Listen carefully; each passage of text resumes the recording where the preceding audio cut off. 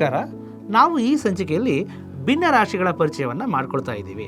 ಮಕ್ಕಳು ಈಗಾಗಲೇ 4 ಮತ್ತು 5ನೇ ತರಗತಿಗಳಲ್ಲಿ ಈ ಭಿನ್ನ ರಾಶಿಯ ಪರಿಕಲ್ಪನೆಯನ್ನು ಕಲ್ತಿರ್ತಾರೆ. ಈಗ ನಾವು ಈ ಸಂಚಿಕೆಯಲ್ಲಿ ಮತ್ತೊಮ್ಮೆ ಅದರ ಅರ್ಥವನ್ನು ಪುನರಾವರ್ತನೆ ಮಾಡೋಣ. ಈಗ ಈ ಒಂದು ಸಂಚಿಕೆಯ ಉದ್ದೇಶಗಳು ಹೀಗಿವೆ. ಒಂದು ಆಕಾರದಲ್ಲಿನ ಮತ್ತು ಗುಂಪಿನ ಭಾಗವಾಗಿ ಭಿನ್ನ ರಾಶಿಗಳನ್ನು ನಾವು ಗುರುತಿಸ್ತೇವೆ. ಹಾಗೆ ಬಣ್ಣ ತುಂಬಿದ ಅಥವಾ ಆಯ್ದ ಭಾಗಗಳನ್ನು ಭಿನ್ನ ರಾಶಿಗಳ ರೂಪದಲ್ಲಿ ಪ್ರತಿನಿಧಿಸುತ್ತೇವೆ. ಹಾಗೆ ನಿತ್ಯ ಜೀವನದ ಸಂದರ್ಭಗಳಲ್ಲಿ ಭಿನ್ನ ರಾಶಿಗಳ ಗುರುತಿಸುವಿಕೆಯನ್ನು ನಾವು ಅನ್ವಯಿಸ್ತೇವೆ. ಇದಲ್ಲದೆ NCERTಯ ಕಲಿಕಾ ಉದ್ದೇಶಗಳು ಹೀಗಿವೆ. ಕಾಗದವನ್ನು ಮಡಿಸುವ ಮೂಲಕ ಮತ್ತು ವಸ್ತುಗಳ ಗುಂಪಿನಲ್ಲಿ ನೀಡಲಾದ ಚಿತ್ರದಲ್ಲಿ ಅರ್ಧ, 4/1 ಮತ್ತು 4/3 ಭಾಗಗಳನ್ನು ಗುರುತಿಸೋದು ಮತ್ತು ಸಂಖ್ಯೆಗಳನ್ನು ಬಳಸುವ ಮೂಲಕ ಭಿನ್ನ ರಾಶಿಗಳನ್ನು ಅರ್ಧ, 4/1 ಮತ್ತು 4/3 ಎಂದು ಪ್ರತಿನಿಧಿಸುವುದು. ಅಷ್ಟೇ ಅಲ್ಲದೆ ಪ್ರಮಾಣವನ್ನು ಭಿನ್ನ ರಾಶಿಗಳಾಗಿ ಪ್ರತಿನಿಧಿಸುವ ನಿತ್ಯ ಜೀವನದ ನಿದರ್ಶನಗಳನ್ನು, ಉದಾಹರಣೆಗೆ 8 ಗಂಟೆಗಳು ದಿನದ ಎಷ್ಟು ಭಾಗವಾಗುತ್ತದೆ ಅಂದರೆ ಅದು 8 ಗಂಟೆಗಳು ದಿನದ 24/8 ಭಾಗ ಆಗುತ್ತದೆ ಅಂದರೆ 3/1. ಹೀಗೆ ಈ ರೀತಿಯ ಉದಾಹರಣೆಗಳನ್ನು ನಾವು ಅರ್ಥ ಮಾಡ್ಕೊಳ್ಳೋದು. ಅಷ್ಟೇ ಅಲ್ಲದೆ ಗುಂಪಿನ ಭಾಗಕ್ಕೆ ಅನುಗುಣವಾದ ಸಂಖ್ಯೆಯನ್ನು ಕಂಡುಹಿಡಿಯುವುದು. ಸೊ ಇಷ್ಟನ್ನು ನಾವು ಈ ಸಂಚಿಕೆಯ ಉದ್ದೇಶಗಳಾಗಿ ಇಟ್ಕೊಂಡಿದ್ದೇವೆ.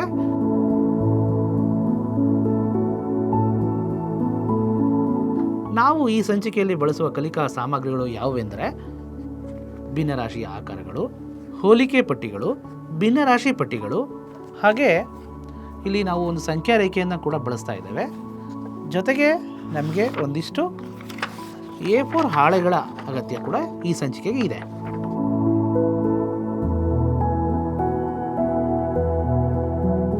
ನಾವು ಈ ಪರಿಕಲ್ಪನೆಯನ್ನು ಕಲಿಯೋದಕ್ಕೆ ಆರಂಭ ಮಾಡುವ ಮೊದಲು ಒಂದು ಚಿಕ್ಕ ಸನ್ನಿವೇಶದೊಂದಿಗೆ ನಾವು ಈ ಸಂಚಿಕೆಯನ್ನು ಆರಂಭ ಮಾಡೋಣ. ಈಗ ಒಂದು ಉದಾಹರಣೆಯನ್ನು ನೀಡ್ತೇನೆ. ನೀವು ಮಕ್ಕಳಿಗೆ ಒಂದು ಉದಾಹರಣೆಯನ್ನು ಹೇಳ್ಬೋದು. ಯಾವ ರೀತಿ ಅಂದರೆ, ಈಗ ಸೀತಾ ಒಂದು ಬೇಕರಿಗೆ ಹೋಗಿ 1 ಕಿಲೋಗ್ರಾಮ್ನ ಕೇಕನ್ನು ಅವಳು ಖರೀದಿ ಮಾಡ್ತಾಳೆ. ಆಗ ಅವಳು ಅದನ್ನು 8 ಸಮಭಾಗಗಳಾಗಿ ಕತ್ತರಿಸುವಂತೆ ಆ ಅಂಗಡಿಯ ಮಾಲೀಕನಿಗೆ ಹೇಳ್ತಾಳೆ. ಅದನ್ನು ಅವಳು ಮನೆಗೆ ತೆಗೆದುಕೊಂಡು ಹೋಗ್ತಾಳೆ. ಆಗ ಆ ಕೇಕನ್ನು ಅವಳು ಅವರ ಕುಟುಂಬದ ಸದಸ್ಯರಿಗೆ ಹಂಚ್ತಾಳೆ. ಅವಳು ಇದರ ಆಧಾರದ ಮೇಲೆ ನಾವು ಒಂದಿಷ್ಟು ಪ್ರಶ್ನೆಗಳನ್ನು ನಾವು ಮಕ್ಕಳಿಗೆ ಕೇಳಬಹುದು. ಕೇಕನ್ನು ಸೀತಾ ಎಷ್ಟು ಸಮಭಾಗಗಳಾಗಿ ವಿಂಗಡಿಸಲು ಅಲ್ಲಿನ ಬೇಕರಿಯ ಮಾಲೀಕನಿಗೆ ಹೇಳಿದ್ಲು ಅಂತ, ಅಥವಾ ಮತ್ತೆ ಇನ್ನು ಬೇರೆ ಬೇರೆ ಪ್ರಶ್ನೆಗಳನ್ನು ಸಹ ನಾವು ಈಗ ಕೇಳಬಹುದು. ಈಗ ಸೀತಾ ತನ್ನ 3 ಸಹೋದರರಿಗೆ 3 ಭಾಗಗಳನ್ನು ನೀಡಿದರೆ ಆ ಒಟ್ಟು ಕೇಕ್ನ ಎಷ್ಟು ಭಾಗವನ್ನು ಸೀತಾ ನೀಡಿದಂತಾಯಿತು. ಅಥವಾ ಮತ್ತೊಂದು ಪ್ರಶ್ನೆಯನ್ನು ನಾವು ಕೇಳಬಹುದು. ಸೀತಾ ಕೇಕ್ನ 2 ಭಾಗಗಳನ್ನು ತಿಂದರೆ ಅವಳು ಒಟ್ಟು ಕೇಕ್ನ ಎಷ್ಟು ಭಾಗವನ್ನು ತಿಂದಂತಾಯಿತು. ಅಥವಾ ಇನ್ನೂ ಕೆಲವು ಪ್ರಶ್ನೆಗಳನ್ನು ನಾವು ಈ ರೀತಿ ಕೇಳ್ಬೋದು.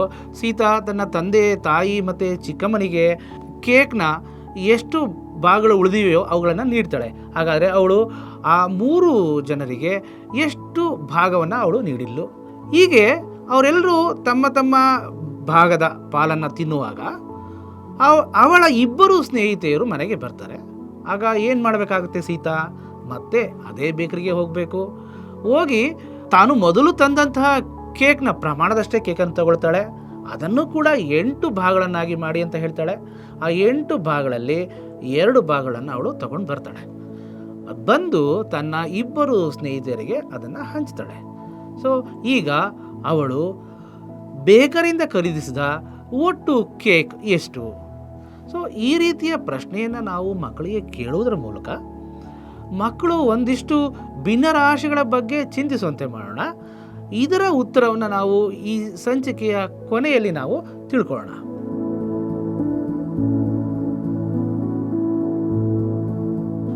ಈಗ ನಾವು ಇದರ ಭಿನ್ನರಾಶಿಯ ಪರಿಕಲ್ಪನೆಯನ್ನು ಇನ್ನಷ್ಟು ನಾವು ಸ್ಪಷ್ಟಪಡಿಸಲಿಕ್ಕೋಸ್ಕರ ಒಂದು ಪುಟ್ಟ ಚಟುವಟಿಕೆಯನ್ನು ಮಾಡೋಣ. 4-5 ಮಕ್ಕಳು ಒಂದು ಗುಂಪಿನಲ್ಲಿ ಇರುವಂತೆ ಕೆಲವು ಗುಂಪುಗಳನ್ನು ಮಾಡಿ. ಆಗ ಆ ಮಕ್ಕಳಿಗೆ ನೋಡಿ, ನಮ್ಮ ಕಿಟ್ನಲ್ಲಿ ಆಗಲೇ ತೋರಿಸಿದಂತೆ ಭಿನ್ನ ರಾಶಿ ಆಕಾರಗಳಿವೆ. ಅವುಗಳನ್ನು ಒಂದು ಗುಂಪಿಗೆ ನೀಡಿ ಇನ್ನು ಉಳಿದ ಗುಂಪುಗಳಿಗೆ A4 ಹಾಳೆಗಳಿವೆ, A4 ಹಾಳೆಗಳನ್ನು ನೀಡಿ. ಆ ನಂತರ ಅವ್ರಿಗೆ ಸೂಚನೆ ಕೊಡಿ, ನಾನೀಗ ಒಂದು ಭಿನ್ನರಾಶಿಯನ್ನು ಹೇಳ್ತೇನೆ. ನಿಮಗಾಗಲೇ ಭಿನ್ನರಾಶಿಗಳು ಪರಿಚಯ ಇರುತ್ತೆ 4-5ನೇ ತರಗತಿಗಳಲ್ಲಿ. ಹಾಗಾಗಿ ನಾನು ಹೇಳಿದ ಭಿನ್ನರಾಶಿಯನ್ನು ನೀವು ನಿಮ್ಮಲ್ಲಿರುವ ಕಲಿಕಾ ಸಾಮಗ್ರಿಗಳನ್ನು ಬಳಸಿ ತೋರಿಸ್ಬೇಕು. ಯಾವ ಗುಂಪು ಬೇಗ ತೋರಿಸುತ್ತೋ, ಸರಿಯಾಗಿ ತೋರಿಸುತ್ತೋ ಆ ಗುಂಪಿಗೆ ಶಬಾಷ್ ಅಂತ ಹೇಳಿ.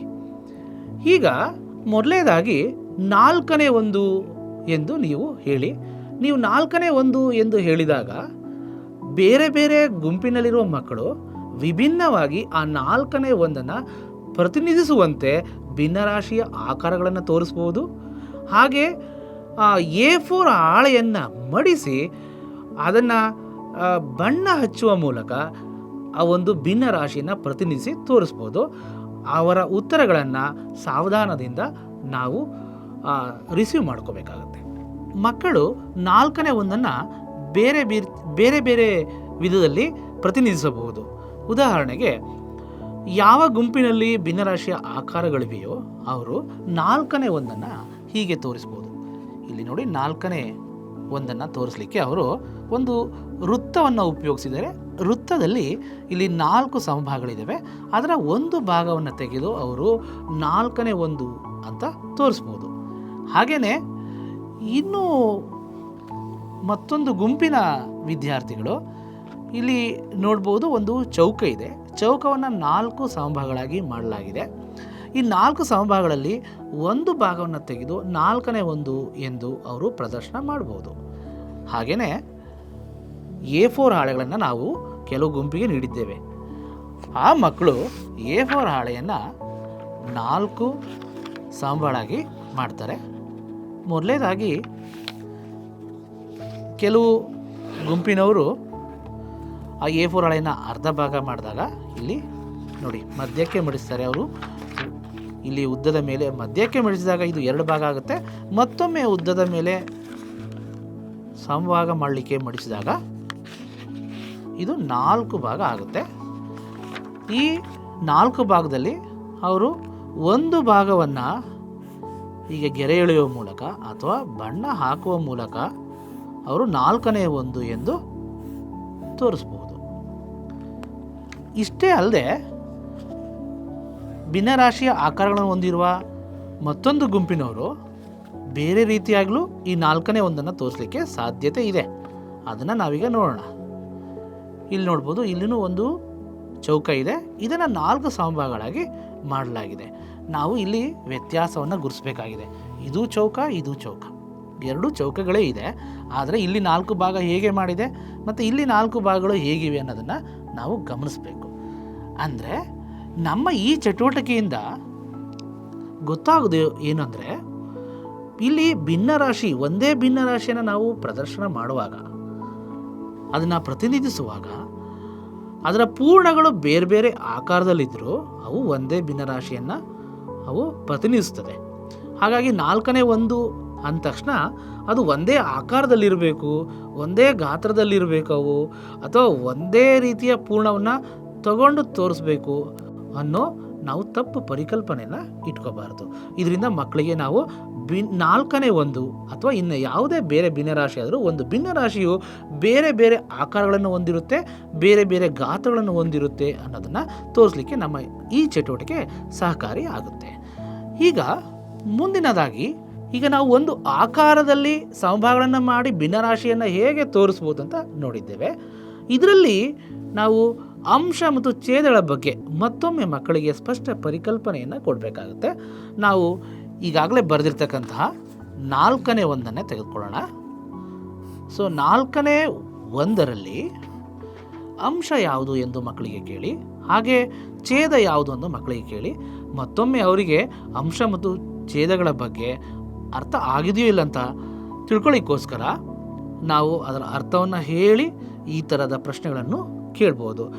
ಅಂಶ ಎನ್ನುವುದು ಯಾವುದು ಮತ್ತು ಛೇದ ಅನ್ನೋದು ಯಾವುದು ಅಂತ ಹೇಳುವ ಮೊದಲು ನಾವು ಛೇದವನ್ನು ಹೇಳೋದು ತುಂಬ ಉತ್ತಮವಾದಂಥದ್ದು. ಯಾಕೆ ಅಂದರೆ ಈಗ ನಾವು ಒಂದು ಪೂರ್ಣ ವಸ್ತುವನ್ನು ತೆಗೆದುಕೊಂಡಾಗ ಅದನ್ನು ನಾವು ಸಮಭಾಗಗಳನ್ನಾಗಿ ಮಾಡ್ತೇವೆ. ಆ ಸಮಭಾಗಗಳನ್ನು ಎಷ್ಟು ಸಮಭಾಗಗಳನ್ನಾಗಿ ಮಾಡಿದ್ದೇವೆ ಅನ್ನೋದೇ ನಮಗೆ ಛೇದ. ಹಾಗೆ ಈ ಸಮಭಾಗಗಳನ್ನು ಮಾಡಿದಾಗ ಒಂದೊಂದು ಚಿಕ್ಕ ಚಿಕ್ಕ ಸಮಭಾಗ ಏನು ಸಿಗ್ತದೆ, ಇದೇ ಗಾತ್ರದ ಎಷ್ಟು ಭಾಗಗಳನ್ನು ನಾವು ಆಯ್ಕೆ ಮಾಡಿಕೊಂಡಿದ್ದೇವೆ ಅಂತ ಸೂಚಿಸೋದೇ ನಮಗೆ ಅಂಶ ಅನ್ನೋದನ್ನು ಮತ್ತೊಮ್ಮೆ ನಾವು ಪುನರಾವರ್ತಿಸಿ ಹೇಳಿ ಮಕ್ಕಳಿಗೆ ಅರ್ಥ ಮಾಡಿಸ್ಬೇಕಾಗುತ್ತೆ. ಈಗ ಒಂದು ಪೂರ್ಣ ವಸ್ತುವಿನ ಭಾಗವಾಗಿ ಮಾತ್ರ ನಾವು ಭಿನ್ನರಾಶಿಯನ್ನು ನೋಡಿದ್ದೇವೆ. ಇದಲ್ಲದೆ ಗುಂಪಿನ ಭಾಗವಾಗಿ ಕೂಡ ನಾವು ಭಿನ್ನರಾಶಿಯನ್ನು ಹೇಳ್ಬಹುದಲ್ವೇ? ಹೇಗೆ ಹೇಳ್ಬೋದು ಅನ್ನೋದಕ್ಕೆ ಒಂದು ಉದಾಹರಣೆಯನ್ನು ತಗೊಳ್ಳೋಣ. ಈಗ ಚೌಕಳಿ ಬಿಲ್ಲೆಗಳು ನಮ್ಮಲ್ಲಿವೆ. ಚೌಕಳಿ ಬಿಲ್ಲೆಗಳನ್ನು ನೀವು ಇದನ್ನು ಬೋರ್ಡ್ ಮೇಲೆ, ಅಂದರೆ ಕಪ್ಪು ಹಲಗೆಯ ಮೇಲೆ ನಾವು ಇದನ್ನು ನೀರನ್ನು ಬಳಸಿ ಅಂಟಿಸ್ಬೋದು. 12 ಚೌಕಳಿ ಬಿಲ್ಲೆಗಳನ್ನು ತೆಗೆದುಕೊಳ್ಳೋಣ. ಈ 12 ಚೌಕಳಿ ಬಿಲ್ಲೆಗಳ ಅರ್ಧ ಭಾಗ ಎಂದರೆ ಎಷ್ಟು ಎಂಬುದನ್ನು ಮಕ್ಕಳಿಗೆ ಕೇಳಿ. ಮಕ್ಕಳು ಸುಲಭವಾಗಿ ಉತ್ತರ ಕೊಡ್ತಾರೆ, ನಿಜ. ಅದನ್ನು ನಾವು ಪ್ರತಿನಿಧಿಸುವುದು ಹೇಗೆ ಅನ್ನೋದನ್ನು ಈ ಚಟುವಟಿಕೆಯಲ್ಲಿ ನಾವು ತಿಳ್ಕೊಳ್ಳೋಣ. ಇಲ್ಲಿ ನಮಗೆ 12 ಚೌಕಳಿ ಬಿಲ್ಲೆಗಳಿವೆ. ಈ 12 ಚೌಕಳಿ ಬಿಲ್ಲೆಗಳೇನಿದೆ, ಮೊದಲನೇದಾಗಿ ನಾವು ಏನು ಮಾಡಬೇಕಾಗಿದೆ, ಇದರ 2ನೇ ಒಂದು ಭಾಗ ಬೇಕಾಗಿರೋದ್ರಿಂದ ನಾನು ಆಗಲೇ ಹೇಳಿದಂತೆ ಛೇದವನ್ನು ಮೊದಲು ಪರಿಗಣಿಸಿ 2 ಭಾಗ ಮಾಡಬೇಕಾಗಿದೆ. ಛೇದ ಹೇಳುವ ರೀತಿ ನಾವು 2 ಭಾಗ ಮಾಡಬೇಕಾಗಿದೆ. ಈ 12 ಚೌಕಳಿ ಬಿಲ್ಲೆಗಳನ್ನು ಮೊದಲು 2 ಸಮಭಾಗಗಳನ್ನಾಗಿ ನಾವು ಮಾಡೋಣ. ನೋಡಿ, ಈಗ ನಾನು 2 ಸಮಭಾಗಗಳಾಗಿ ಮಾಡ್ತಾ ಇದ್ದೇನೆ. ಈ 2 ಸಮಭಾಗಗಳಾಗಿ ಮಾಡಿದಾಗ ಈ 2 ಸಮಭಾಗಗಳಲ್ಲಿ ನಾನು ಒಂದು ಭಾಗವನ್ನು ತೆಗೆದುಕೊಳ್ಳಬೇಕಾಗಿದೆ, ಆಯ್ಕೆ ಮಾಡ್ಕೋಬೇಕಾಗಿದೆ. ಈ ಒಂದು ಭಾಗ ಅಂದರೆ ಎಷ್ಟಿದೆ ನೋಡಿ, ಈ ಒಂದು ಭಾಗದಲ್ಲಿ 1, 2, 3, 4, 5, 6 ಚೌಕಳಿ ಬಿಲ್ಲೆಗಳಿವೆ. ಅಂದರೆ 12ರ 2ನೇ ಒಂದು ಭಾಗ ಅಂದರೆ 6 ಅಂತ ನಮಗೆ ಈ ಚಟುವಟಿಕೆಯಿಂದ ಗೊತ್ತಾಗುತ್ತೆ. ಅಂದರೆ ನಾವು ಇಲ್ಲಿ ಭಿನ್ನರಾಶಿಯನ್ನು ಅರ್ಥೈಸಿಕೊಳ್ಳುವಾಗ ಒಂದು ಪೂರ್ಣದ ಭಾಗವಾಗಿ ನಾವು ಭಿನ್ನರಾಶಿಯನ್ನು ನೋಡ್ಬೋದು, ಅಥವಾ ಗುಂಪಿನ ಭಾಗವಾಗಿಯೂ ನಾವು ಭಿನ್ನರಾಶಿಯನ್ನು ಅರ್ಥೈಸ್ಕೋಬಹುದು. ನಾವು ಭಿನ್ನರಾಶಿಗಳನ್ನು ಈ ಚೌಕಳಿ ಬಿಲ್ಲೆಗಳನ್ನು ಬಳಸಿ ವ್ಯಕ್ತಪಡಿಸುವಾಗ 12 ಚೌಕಳಿ ಬಿಲ್ಲೆಗಳನ್ನು ತಗೊಂಡಿದ್ದೇವೆ. ಹಾಗೆ ನೀವು ಮಕ್ಕಳಿಗೆ ಬೇರೆ ಬೇರೆ ಸಂಖ್ಯೆಯ ಚೌಕಳಿ ಬಿಲ್ಲೆಗಳನ್ನು ನೀಡಿ ಇದೇ ರೀತಿ ಭಿನ್ನರಾಶಿಗಳ ಬೇರೆ ಬೇರೆ ಭಿನ್ನರಾಶಿಗಳನ್ನು ನೀಡಿ 2ನೇ ಒಂದರ ಬದಲಾಗಿ 3ನೇ 1, 3ನೇ 2, 4ನೇ 3, 5ನೇ 3 ಹೀಗೆ ಬೇರೆ ಬೇರೆ ಭಿನ್ನರಾಶಿಗಳನ್ನು ಕೊಡುವ ಮೂಲಕ ಅಥವಾ ಬೇರೆ ಬೇರೆ ಸಂಖ್ಯೆಯ ಚೌಕಳಿ ಬಿಲ್ಲೆಗಳನ್ನು ನೀಡುವ ಮೂಲಕ ನಾವು ಭಿನ್ನರಾಶಿಗಳನ್ನು ಹೇಗೆ ವ್ಯಕ್ತಪಡಿಸಬಹುದು ಎಂದು ಮಕ್ಕಳಿಗೆ ಚಟುವಟಿಕೆ ಮಾಡಬಹುದು. ಅದೇ ರೀತಿ ಕೆಲವು ಗುಂಪುಗಳನ್ನು ಮಾಡಿ ಹೇಗೆ ನಾವು ಒಂದು ಚಟುವಟಿಕೆಯನ್ನು ಮಾಡಿದ್ದೇವೆ 4ನೇ 1 ತೋರಿಸುವಂತೆ, ಆ ಚಟುವಟಿಕೆಯನ್ನು ಸಹ ನಾವು 4ನೇ 1 ಅಲ್ಲದೆ 3ನೇ 2, 5ನೇ 3 ಹೀಗೆ ಬೇರೆ ಬೇರೆ ಭಿನ್ನರಾಶಿಗಳನ್ನು ನೀಡಿ ಆ ಚಟುವಟಿಕೆಗಳನ್ನು ನಾವು ಮುಂದುವರಿಸಬೇಕಾಗುತ್ತೆ. ನಾವು ಈ GKA 2.0 ಈ ಒಂದು ಕಿಟ್ನಲ್ಲಿ ಈ ಭಿನ್ನರಾಶಿಗಳನ್ನು ಪ್ರತಿನಿಧಿಸಲು ಹೋಲಿಕೆ ಪಟ್ಟಿಗಳನ್ನು ಬಳಸಿದ್ದೇವೆ. ಈ ಹೋಲಿಕೆ ಪಟ್ಟಿಗಳನ್ನು ಏಕೆ ಬಳಸಿದ್ದೇವೆ, ಅದನ್ನು ಬಳಸುವ ಕ್ರಮ ಹೇಗೆ ಅಂತ ನಾವು ತಿಳ್ಕೊಳ್ಳೋಣ. ಅದಕ್ಕೆ ಒಂದು ಚಿಕ್ಕ ಚಟುವಟಿಕೆಯನ್ನು ಮಾಡೋಣ.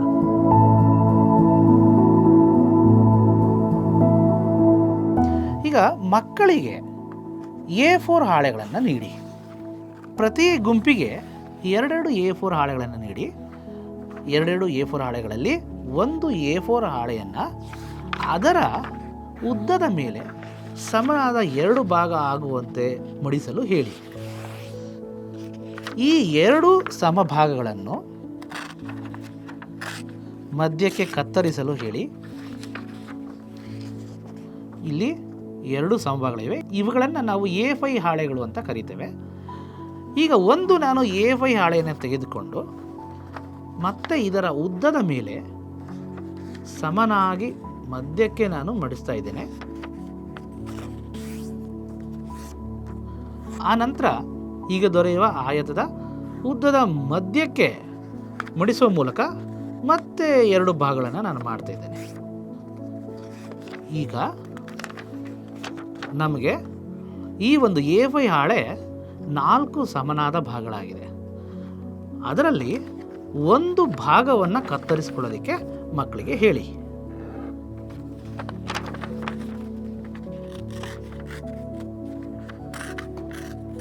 ಈಗ ಗಮನಿಸ್ಬೋದು, ನನ್ನ ಬಳಿ ಇರುವ ಈ ಒಂದು ಕಾಗದದ ಭಾಗ ಯಾವ ಭಿನ್ನರಾಶಿಯನ್ನು ಪ್ರತಿನಿಧಿಸುತ್ತದೆ ಅಂತ ಕೇಳಿ.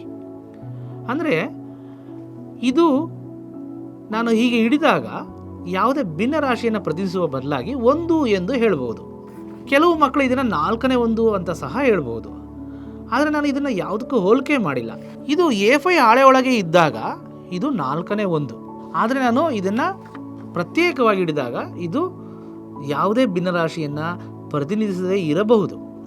ಹಾಗಾಗಿ ನಾನು ಈ ಒಂದು ಭಾಗವನ್ನು, ಇದನ್ನು ನಾವೀಗ ಏಕಮಾನ ಗಾತ್ರ ಅಂತ ಕರೆಯೋಣ. ಈ ಗಾತ್ರವನ್ನು ಇದೇ ರೀತಿಯ 3 ಸಮಭಾಗಗಳಿರುವ ಪೂರ್ಣದೊಂದಿಗೆ ಹೋಲಿಸಿದಾಗ ಇದನ್ನು ನಾನು 3ನೇ 1 ಅಂತ ಹೇಳ್ಬೋದು. ಯಾಕಂದರೆ ಇಲ್ಲಿ ನೋಡಿ, ಈ ಪೂರ್ಣದಲ್ಲಿ 3 ಸಮಭಾಗಗಳಿವೆ, ಇದನ್ನು 3ನೇ 1 ಅಂತ ಹೇಳ್ಬೋದು.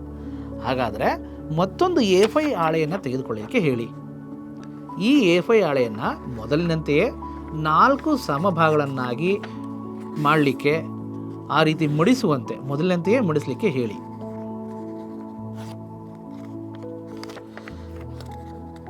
ನೋಡಿ, ಈಗ ಈ A5 ಹಾಳೆ 4 ಸಮಭಾಗಗಳಾಗಿದೆ.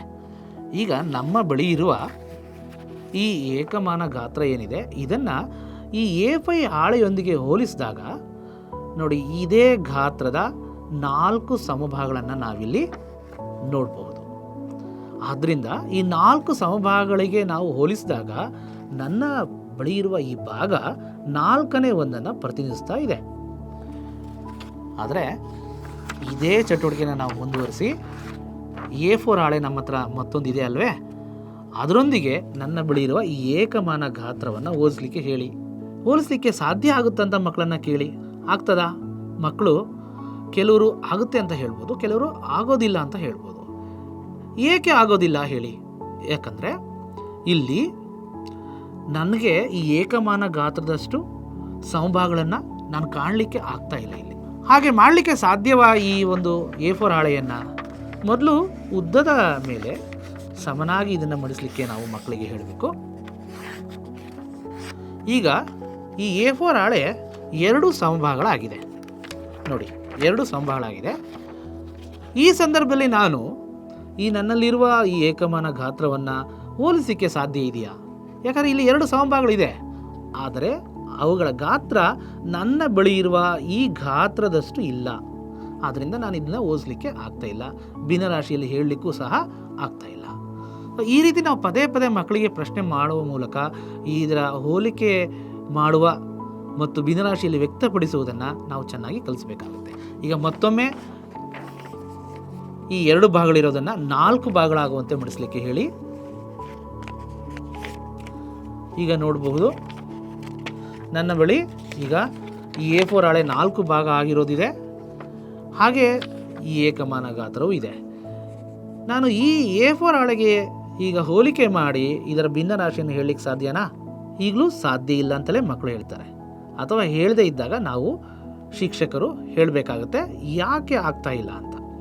ಇದು ನನ್ನಲ್ಲಿರೋ ಏಕಮಾನ ಗಾತ್ರದಷ್ಟೇ ಗಾತ್ರದ ಸಮಭಾಗಗಳು ಇಲ್ಲದೇ ಇರುವ ಕಾರಣ ನಾನು ಈ ಪೂರ್ಣಕ್ಕೆ ಹೋಲಿಕೆ ಮಾಡಿ ಇದನ್ನು ಭಿನ್ನರಾಶಿಯಲ್ಲಿ ವ್ಯಕ್ತಪಡಿಸಲಿಕ್ಕೆ ಸಾಧ್ಯ ಆಗ್ತಾ ಇಲ್ಲ. ಹಾಗೆ ಇಲ್ಲಿ 4 ಭಾಗಗಳು ಇರುವ ಈ A4 ಹಾಳೆಯನ್ನು ಮತ್ತೊಮ್ಮೆ ನಾವು ಮಡಿಸುವ ಮೂಲಕ 8 ಸಮಭಾಗಗಳಾಗಿ ಮಾಡೋಣ. 8 ಸಮಭಾಗಗಳಾಗಿ ಮಾಡೋಣ. ನೋಡಿ, ಈಗ ಇದರಲ್ಲಿ 8 ಸಮಭಾಗಗಳಿವೆ.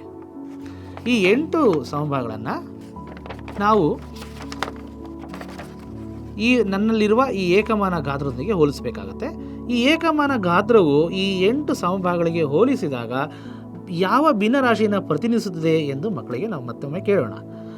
ಆಗ ಮಕ್ಕಳು ಈ ಒಂದು ಏಕಮಾನ ಗಾತ್ರವನ್ನು ಪ್ರತಿಯೊಂದು ಚಿಕ್ಕ ಗಾತ್ರದೊಂದಿಗೆ, ಚಿಕ್ಕ ಭಾಗದೊಂದಿಗೆ ಹೋಲಿಸಿದಾಗ ಈ ಗಾತ್ರಗಳು ಸಮನಾಗಿರೋದನ್ನು ಅವರು ಕಾಣ್ತಾರೆ. ಸೊ ಇದರಿಂದ ನಾವು ಈ 8 ಭಾಗಗಳೊಂದಿಗೆ ಈ ಒಂದು ಭಾಗವನ್ನು ನಾನು ಹೋಲಿಸ್ಬೋದು. ಆದ್ದರಿಂದ ನನ್ನಲ್ಲಿರುವ ಈ ಏಕಮಾನ ಗಾತ್ರವು 8ನೇ 1 ಪ್ರತಿನಿಧಿಸ್ತಾ ಇದೆ. ನಾವು ಇದೇ ತತ್ವವನ್ನು ಆಧರಿಸಿ ಈ ಹೋಲಿಕೆ ಪಟ್ಟಿಗಳನ್ನು GK 2.0ದಲ್ಲಿ ತಯಾರು ಮಾಡಲಾಗಿದೆ. ಅಂದರೆ ನಾವು ಒಂದು ಏಕಮಾನ ಗಾತ್ರವನ್ನು ಇಟ್ಕೊಂಡು ಅದನ್ನು ಅದೇ ಗಾತ್ರವುಳ್ಳ ಸಮನಾದ ಭಾಗಗಳನ್ನು ಹೊಂದಿರುವ ಪೂರ್ಣದೊಂದಿಗೆ ಹೋಲಿಸಿ ಭಿನ್ನರಾಶಿಗಳನ್ನು ಪ್ರತಿನಿಧಿಸುವ ವಿಧಾನವನ್ನು ನಾವಿಲ್ಲಿ ಬಳಸ್ತಾ ಇದ್ದೇವೆ. ಈಗ ಮತ್ತೊಮ್ಮೆ ಇದನ್ನು ಸ್ಪಷ್ಟಪಡಿಸೋದಕ್ಕೆ ಮಕ್ಕಳಿಗೆ 3 ಒಟ್ಟಾಗಿ ತೋರಿಸಿ ಅವುಗಳ ಬೇರೆ ಬೇರೆ ಭಿನ್ನರಾಶಿಗಳನ್ನು ನಾವು ಇಲ್ಲಿ ತೋರಿಸೋಣ. ಈಗ ನನ್ನಲ್ಲಿ ನೋಡಿ, ಇದು 3ನೇ 1. ಏಕೆ ಅಂದರೆ ಇಲ್ಲಿ ನನ್ನಲ್ಲಿರುವ ಗಾತ್ರವನ್ನು ಹೊಂದಿರುವ 3 ಸಮಭಾಗಗಳಿರುವ ಪೂರ್ಣದೊಂದಿಗೆ ನಾನು ಇದನ್ನು ಹೋಲಿಸ್ತಾ ಇದ್ದೀನಿ. ಹಾಗಾಗಿ ಇದು 3ನೇ 1. ಈಗ ಇದೇ ಏಕಮಾನ ಗಾತ್ರವನ್ನು ಇದರಷ್ಟೇ ಗಾತ್ರವಿರುವ 4 ಸಮಭಾಗಗಳನ್ನು ಹೊಂದಿರುವ ಪೂರ್ಣದೊಂದಿಗೆ ಹೋಲಿಕೆ ಮಾಡ್ತಾ ಇದ್ದೇನೆ. ಹಾಗಾಗಿ ಇಲ್ಲಿ ಇದು ಯಾವ ಭಿನ್ನರಾಶಿನ ಪ್ರತಿನಿಧಿಸ್ತಾ ಇದೆ? ಇದು 4ನೇ 1 ಪ್ರತಿನಿಧಿಸ್ತಾ ಇದೆ. ಹಾಗೆ ಇದೇ ಏಕಮಾನ ಗಾತ್ರವನ್ನು ನಾನು 8 ಸಮಭಾಗಗಳನ್ನು ಹೊಂದಿರುವ, ಅಂದರೆ ಇದರ ಗಾತ್ರದಷ್ಟೇ 8 ಸಮಭಾಗಗಳನ್ನು ಹೊಂದಿರುವ ಪೂರ್ಣದೊಂದಿಗೆ ಹೋಲಿಸಿದಾಗ ಇದು 8ನೇ 1 ಪ್ರತಿನಿಧಿಸ್ತಾ ಇದೆ. ಹಾಗಾಗಿ ಇದನ್ನು ನಾವು 8ನೇ 1 ಎಂದು ಹೇಳಬಹುದು.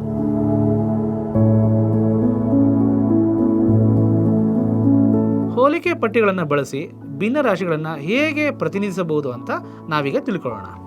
ಹೋಲಿಕೆ ಪಟ್ಟಿಗಳನ್ನು ನಾವು ಈಗಾಗಲೇ ನೋಡಿದ್ದೇವೆ. ಇದು ಒಂದು ಏಕಮಾನ ಗಾತ್ರ. ಇದನ್ನು ನಾವು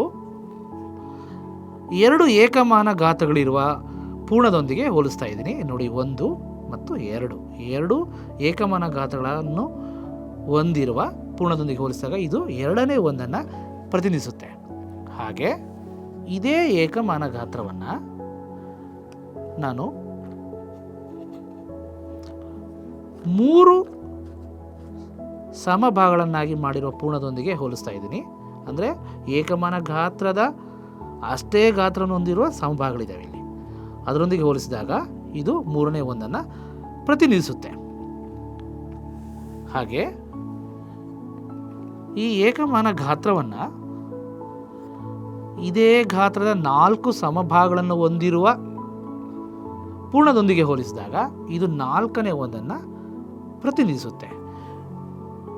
ಇದೇ ಏಕಮಾನ ಗಾತ್ರವನ್ನು ಇದೇ ಗಾತ್ರದಷ್ಟೇ 5 ಸಮಭಾಗಗಳನ್ನು ಹೊಂದಿರುವ ಪೂರ್ಣದೊಂದಿಗೆ ಹೋಲಿಸಿದಾಗ ಇದು 5ನೇ 1 ಪ್ರತಿನಿಧಿಸುತ್ತೆ. ನಾವು ಇಲ್ಲೆಲ್ಲ ಗಮನಿಸಬೇಕಾದ ಪ್ರಮುಖ ಅಂಶ ಏನು ಅಂದರೆ, ಇಲ್ಲಿ ನಾವು ಭಿನ್ನರಾಶಿಯನ್ನು ಪ್ರತಿನಿಧಿಸುವಾಗ ಪ್ರತಿ ಬಾರಿ ಅಳೆಯುತ್ತಿದ್ದೇವೆ.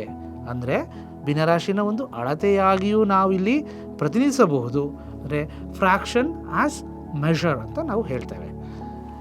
ಇದೇ ರೀತಿ ನಾವು ಈ ಒಂದು ಏಕಮಾನ ಗಾತ್ರವನ್ನು 6, 7, 8, 9 ಸಮಭಾಗಗಳು ಅಥವಾ 10 ಸಮಭಾಗಗಳು ಹೀಗೆ ಬೇರೆ ಬೇರೆ ಸಮಭಾಗಗಳನ್ನು, ಬೇರೆ ಬೇರೆ ಸಂಖ್ಯೆಯ ಸಮಭಾಗಗಳನ್ನು ಹೊಂದಿರುವ ಪೂರ್ಣದೊಂದಿಗೆ ಹೋಲಿಸಿ ವಿಭಿನ್ನ ಭಿನ್ನರಾಶಿಗಳನ್ನು ನಾವು ರಚನೆ ಮಾಡ್ಬೋದು.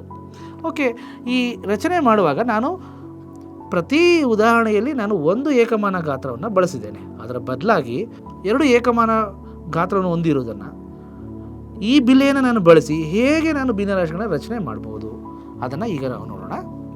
ಓಕೆ, ಈಗ ನನ್ನ ಬಳಿ 2 ಏಕಮಾನ ಗಾತ್ರಗಳಿರುವ ಒಂದು ಹೋಲಿಕೆ ಪಟ್ಟಿ ಇದೆ. ಇದನ್ನು ನಾನು 3 ಸಮಭಾಗಗಳಿರುವ ಹೋಲಿಕೆ ಪಟ್ಟಿಯೊಂದಿಗೆ ಹೋಲಿಸಿದಾಗ ಇದು 3ನೇ 2 ಪ್ರತಿನಿಧಿಸುತ್ತೆ. ಇದು 3ನೇ 2.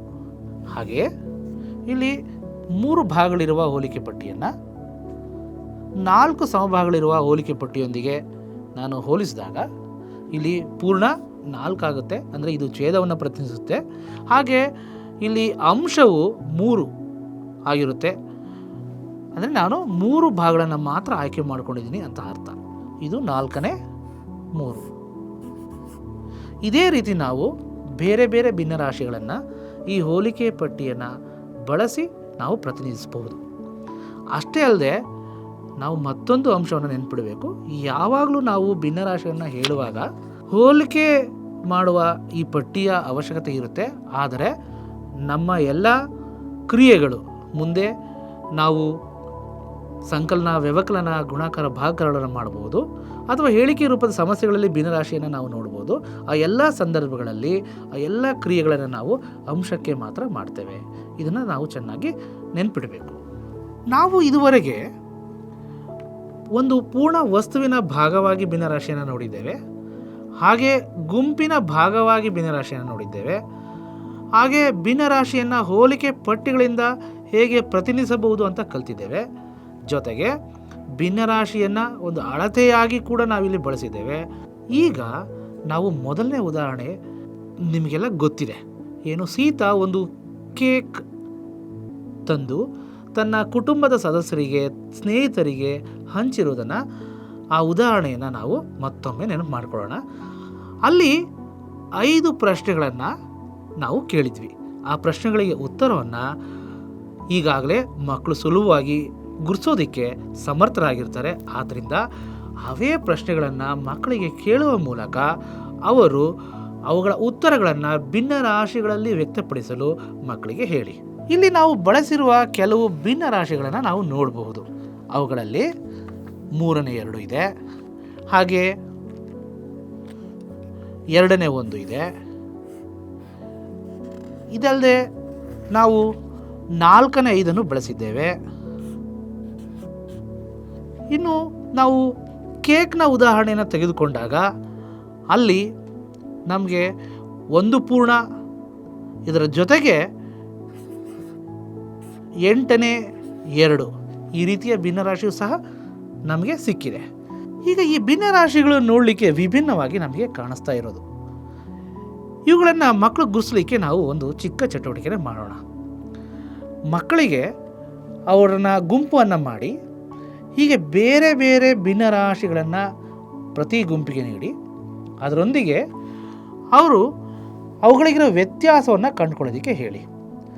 ಅನೇಕ ಪ್ರಶ್ನೆಗಳನ್ನು ಕೇಳುವ ಮೂಲಕ ಮಕ್ಕಳು ಅವುಗಳ ವ್ಯತ್ಯಾಸವನ್ನು ಹೇಗೆ ಗುರುತಿಸಿದ್ದಾರೆ ಅಂತ ನಾವು ತಿಳ್ಕೋಬಹುದು.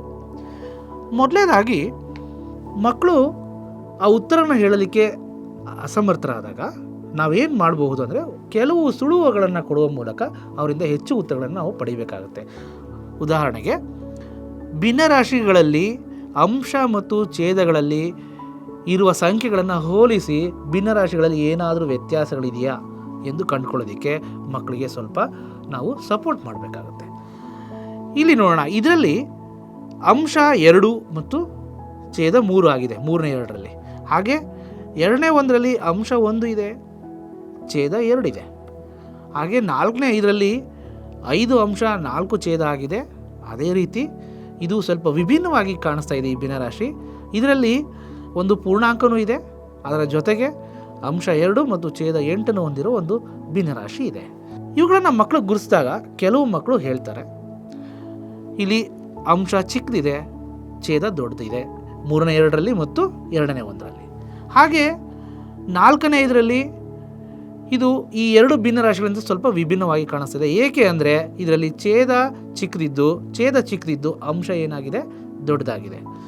ಆದರೆ ಈ 1 8ನೇ 2 ಈ ಭಿನ್ನರಾಶಿಯಲ್ಲಿ ಒಂದು ಪೂರ್ಣಾಂಕವು ಜೊತೆಯಲ್ಲಿ ಸೇರ್ಕೊಂಡ್ಬಿಟ್ಟಿದೆ. ಜೊತೆಗೆ ಇದು ಅಂಶ ಕಡಿಮೆ ಇದ್ದು ಛೇದ ಜಾಸ್ತಿ ಇದೆ. ಸೊ ಈ ರೀತಿಯ 3 ವಿಧದ ಭಿನ್ನರಾಶಿಗಳನ್ನು ನಾವಿಲ್ಲಿ ಕಾಣ್ತಾ ಇದ್ದೇವೆ.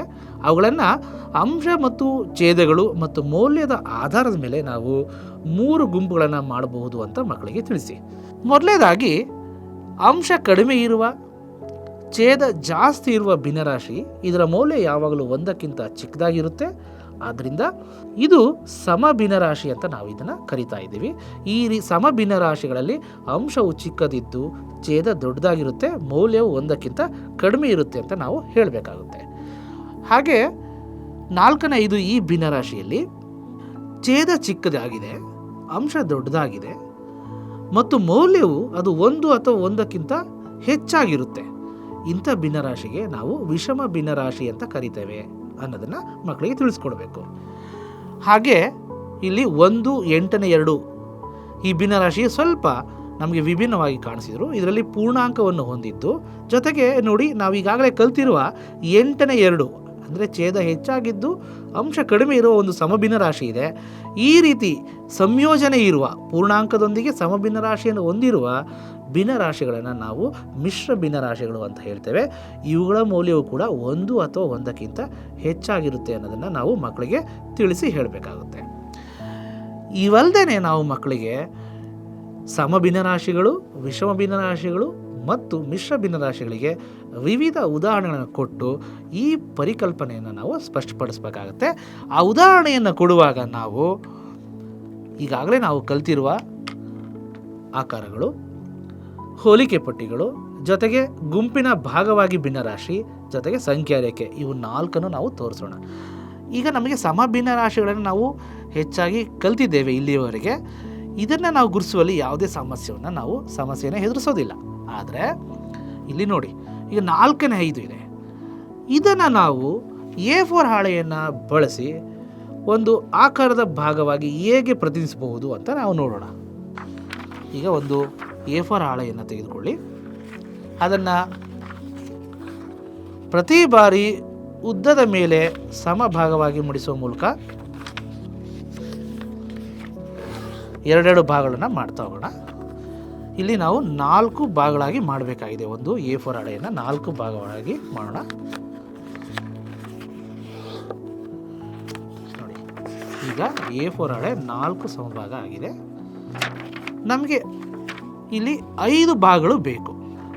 ನಾನು ಆಗಲೇ ಹೇಳಿದ ಹಾಗೆ ಛೇದವು ಪ್ರತಿ ವಸ್ತುವನ್ನು ಎಷ್ಟು ಸಮಭಾಗಗಳಾಗಿ ಮಾಡಿದ್ದೇವೆ ಅಂತ ತೋರಿಸುತ್ತೆ. ಪ್ರತಿ ವಸ್ತುವನ್ನು ಅನ್ನೋದು ನಮಗೆ ಚೆನ್ನಾಗಿ ನೆನ್ಪಿಡ್ಬೇಕು ನಾವು. ಅಂದರೆ ಅಲ್ಲಿ ಒಂದೇ ವಸ್ತು ಇದೆ ಅಂತ ಅರ್ಥ ಅಲ್ಲ. ಅಂದರೆ ನಾವು ಇದರಲ್ಲಿನೇ ಭಾಗವೇ ಅಂತ ಅಲ್ವಾ. ನಮಗೆ ಬಂದಿರೋ ಒಂದು ಏಕಮಾನ ಗಾತ್ರ ಏನಿದೆಯಲ್ಲ, ಇದೇ ಗಾತ್ರದ, ಇಲ್ಲಿದೆ ನೋಡಿ ಏಕಮಾನ ಗಾತ್ರ, ಇದೇ ಗಾತ್ರದ 5 ಭಾಗಗಳು ನನಗೆ ಬೇಕಾಗಿದೆ. ಓಕೆ, ಇಲ್ಲಿ ನನಗೆ ಇದೇ ಗಾತ್ರದ 1 ಭಾಗ ಇದರಲ್ಲೇ ಸಿಗ್ತಾ ಇದೆ, 2ನೇ ಭಾಗನೂ ಸಿಗ್ತಾ ಇದೆ, 3 ಭಾಗ ಸಿಗ್ತಾ ಇದೆ, 4 ಭಾಗ ಸಿಗ್ತಾ ಇದೆ, ಮತ್ತು ನನಗೆ ಇನ್ನೂ ಒಂದು ಭಾಗ ಇದೇ ಗಾತ್ರದ್ದು ಬೇಕು. ಆಗ ನಾನು ಏನು ಮಾಡಬೇಕಾಗುತ್ತೆ? ಮತ್ತೊಂದು A4 ಹಾಳೆಯನ್ನು ತಗೋಬೇಕಾಗುತ್ತೆ. ಈಗ ಈ ಪೂರ್ಣವನ್ನು ನನಗೆ ಇದೇ ಗಾತ್ರದ ಒಂದು ಏಕಮಾನ ಗಾತ್ರ ಸಿಗಬೇಕು ಅಂದರೆ, ಭಾಗ ಸಿಗಬೇಕು ಅಂದರೆ, ನಾನು ಮತ್ತೆ ಇದನ್ನು 4 ಸಮಭಾಗಗಳಾಗಿಯೇ ಮಾಡಬೇಕು.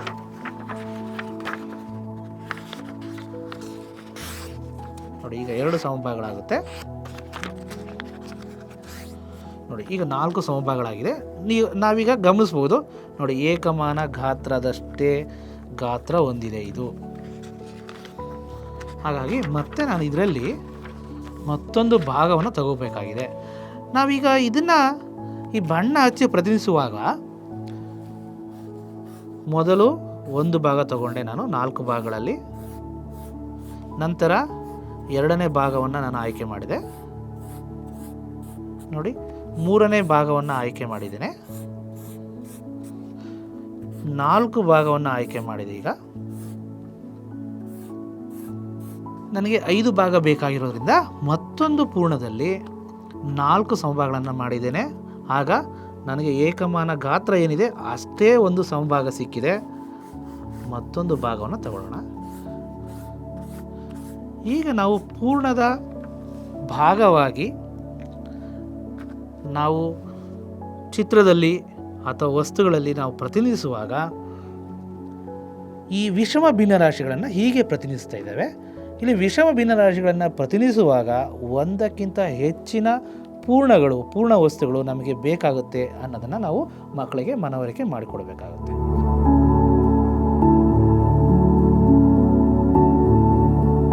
ಏಕೆಂದರೆ ಅವುಗಳ ವಿಷಮ ಭಿನ್ನರಾಶಿಗಳ ಬೆಲೆ 1 ಅಥವಾ 1ಕ್ಕಿಂತ ಹೆಚ್ಚಾಗಿರುತ್ತೆ.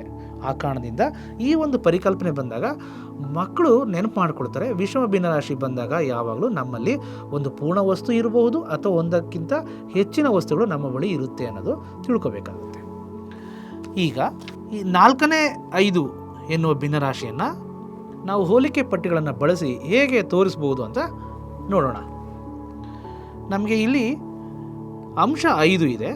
ಅಂದರೆ 5 ಏಕಮಾನ ಗಾತ್ರಗಳುಳ್ಳ ಸಮಭಾಗಗಳ ಬೇಕಾಗಿದೆ. ಹಾಗಾಗಿ ನೋಡಿ, ಈ ಹೋಲಿಕೆ ಪಟ್ಟಿಯಲ್ಲಿ 5 ಸಮಭಾಗಗಳಿವೆ. ಇವುಗಳನ್ನು ನಾವು ಹೋಲಿಕೆ ಮಾಡಬೇಕಾಗಿರೋದು 4 ಸಮಭಾಗಗಳಿಗೆ. ಹಾಗಾಗಿ 4 ಸಮಭಾಗಗಳುಳ್ಳ ಒಂದು ಹೋಲಿಕೆ ಪಟ್ಟಿಯನ್ನು ತಗೊಳ್ಳೋಣ. ಇವೆರಡನ್ನು ಒಂದರ ಕೆಳಗೆ ಒಂದು ಇಟ್ಟಾಗ ಇದು 4ನೇ 5 ಪ್ರತಿನಿಧಿಸ್ತಾ ಇದೆ.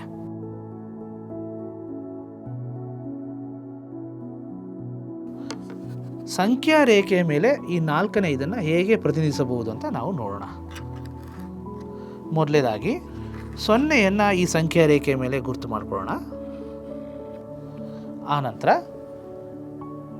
ಛೇದ 4 ಇರೋದ್ರಿಂದ ಇದು ಪ್ರತಿಯೊಂದನ್ನು 4 ಸಮಭಾಗಗಳಾಗಿ ಮಾಡಬೇಕಾಗಿದೆ.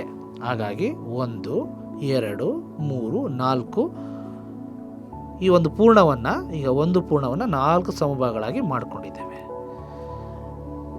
ಈಗ 0ಯ ನಂತರದ ಒಂದು ಭಾಗ ಇದು 4ನೇ 1 ಪ್ರತಿನಿಧಿಸ್ತಾ ಇದೆ. ಈ 2ನೇ ಭಾಗವು 4ನೇ 2 ಸೂಚಿಸ್ತಾ ಇದೆ. 3ನೇ ಭಾಗವು 4ನೇ 3 ಪ್ರತಿನಿಧಿಸ್ತಾ ಇದೆ.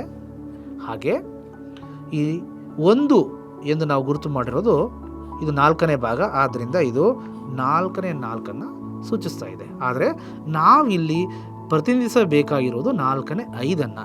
ಹಾಗಾಗಿ ನಮಗೆ ಇಲ್ಲಿ 4 ಭಾಗಗಳು ಮಾತ್ರ ಇದೆ, 5ನೇ ಭಾಗ ಬೇಕು ಅನ್ನಿಸಿದಾಗ ನಾವೇನು ಮಾಡಬೇಕಾಗತ್ತೆ, ಮತ್ತೆ ಒಂದು ಪೂರ್ಣವನ್ನು ತಗೋಬೇಕು, ಅದನ್ನು ಸಹ 4 ಭಾಗವನ್ನು ಮಾಡಬೇಕು. ಈಗ ನಂತರದ 4 ಭಾಗಗಳನ್ನು ನಾವಿಲ್ಲಿ ಗುರುತು ಮಾಡೋಣ. ಇದು 5ನೇ ಭಾಗ ಏನಿದೆಯಲ್ಲ, ಇದು 1, 2, 3, 4 ಈ 4 ಭಾಗಗಳು ಸೇರಿ ಮತ್ತೆ ಒಂದು ಪೂರ್ಣ ಏರ್ಪಡುತ್ತೆ. ಇದನ್ನು ನಾವು ಇಲ್ಲಿ 2 ಅಂತ ಗುರುತಿಸ್ಕೊಳ್ತೀವಿ. ಇದರಲ್ಲಿ ಈಗ ಮತ್ತೆ ಮೊದಲಿಂದ ನಾವು ಆರಂಭಿಸೋಣ.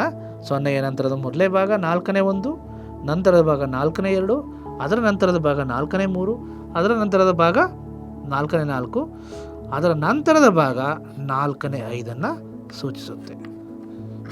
ಹಾಗಾಗಿ ಈ ಪಾಯಿಂಟನ್ನು 4ನೇ 5 ಬಳಿಗೆ ಸರಿಸಿ.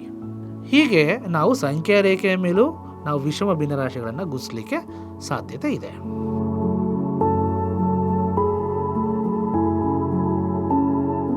ಇಲ್ಲಿಯವರೆಗೆ ನಾವು ಕಲ್ತಿರುವಂತಹ ಭಿನ್ನರಾಶಿಗಳನ್ನು ಮತ್ತು ಅವುಗಳ ವ್ಯಕ್ತಪಡಿಸುವ ವಿಧಾನಗಳನ್ನು ಮತ್ತೊಮ್ಮೆ ನಾವು ಪುನರಾವರ್ತಿಸಿ ಇವುಗಳನ್ನು ನಾವು ನಿತ್ಯ ಜೀವನದಲ್ಲಿ ಎಲ್ಲಿ ಬಳಸಬಹುದು ಎಂದು ತಿಳ್ಕೊಳ್ಳೋದಕ್ಕೆ ಮಕ್ಕಳಿಗೆ ಕೆಲವು ಪ್ರಶ್ನೆಗಳನ್ನು ನಾವು ಕೇಳಬೇಕಾಗುತ್ತೆ. ಉದಾಹರಣೆಗೆ, ಒಂದು ತರಗತಿಯಲ್ಲಿ 30 ವಿದ್ಯಾರ್ಥಿಗಳಿದ್ದಾರೆ. ಅದರಲ್ಲಿ 18 ವಿದ್ಯಾರ್ಥಿಗಳು ಮಾತ್ರ ಒಂದು ಶೈಕ್ಷಣಿಕ ಪ್ರವಾಸಕ್ಕೆ ಹೊರಡ್ತಾರೆ. ಹಾಗಾದರೆ ಆ ಒಟ್ಟು ವಿದ್ಯಾರ್ಥಿಗಳ ಎಷ್ಟು ಭಾಗ ಶೈಕ್ಷಣಿಕ ಪ್ರವಾಸಕ್ಕೆ ಹೊರಟಿದ್ದಾರೆ? ಅಥವಾ ನಮಗೆ 3 ಗಂಟೆಯು ಒಂದು ದಿನದ 24 ಗಂಟೆಗಳ ಎಷ್ಟು ಭಾಗವಾಗಿದೆ? ಆ ರೀತಿ ಪ್ರಶ್ನೆಗಳನ್ನು ಕೇಳ್ಬೋದು. ಅದೇ ರೀತಿ 10 ನಿಮಿಷವು 1 ಗಂಟೆಯ ಎಷ್ಟು ಭಾಗವಾಗಿದೆ? ಹೀಗೆ. ಅಥವಾ 500 ಗ್ರಾಮ್ ಎಂಬುದು 1 ಕಿಲೋಗ್ರಾಮ್ನ ಎಷ್ಟು ಭಾಗ? ಈ ರೀತಿ ನಿತ್ಯ ಜೀವನದಲ್ಲಿ ಉಪಯೋಗಿಸುವಂತಹ ಅಳತೆಗಳು, ಪ್ರಮಾಣಗಳು, ಈ ಥರದ ಸನ್ನಿವೇಶಗಳನ್ನು ಮಕ್ಕಳಿಗೆ ನೀಡುವ ಮೂಲಕ, ಪ್ರಶ್ನೆಗಳನ್ನು ಕೇಳುವ ಮೂಲಕ ಈ ಒಂದು ಪರಿಕಲ್ಪನೆಯು ಸ್ಪಷ್ಟವಾಗುವಂತೆ ನಾವು ಮಕ್ಕಳ ಜ್ಞಾನವನ್ನು ವಿಸ್ತರಿಸ್ಬೋದು.